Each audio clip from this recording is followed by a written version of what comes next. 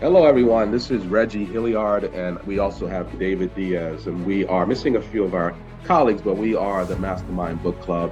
Tonight, we are presenting the book, The Psychology of Self-Esteem by Nathaniel Branden. And I will be the first one to start off. People, humans, we are endowed with many faculties, the faculties that other animals and species don't necessarily have.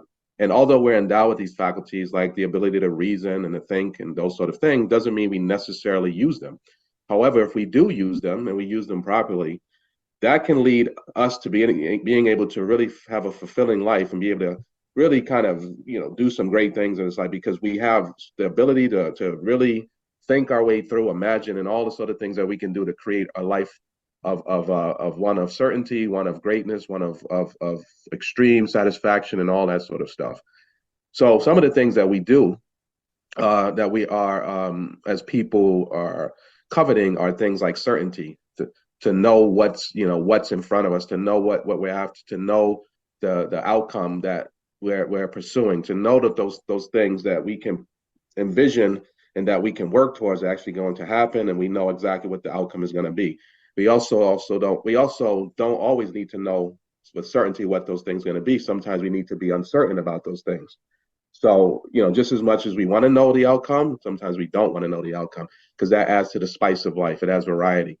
As well, we want to be thought of as significant. We want people to like us, to love us, to think highly of us. These are some of the things that we crave. And all of these things in aggregate, along with other things, can help us to build up a level of self-esteem for ourselves so that we feel like we are somebody, so we feel significant, so we feel like we are on this planet doing something of value and we are of value to someone else. Some of those things are the very attributes or the needs that we're after. And there are others as well, which I'll stop at that and I'll let David continue on and talk about some of those other needs and how we are as humans able to fulfill those needs. Thank you, Reggie. And it's very profound what you said. And I'm going to probably just keep it to one of the very important self-esteem needs. Most of us will go around in life without a purpose and without being productive. Can you imagine having a purpose? Can you imagine being productive? Just having a spouse is creates self-esteem. Sometimes it does the opposite, but that can do it.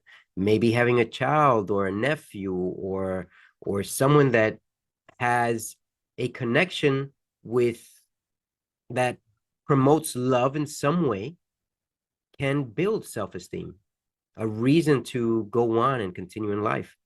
Most of us don't know that love, a connection in love is very important. Sometimes, can you imagine being stranded on an island without anyone? It's horrible, right? Well, there are many people in this world who are stranded in their homes without anyone. But what do? They go and get a pet. A pet can't talk, it can't challenge, but it can be there as a companion, as someone that can be there in the moments that you feel down. And many people do that.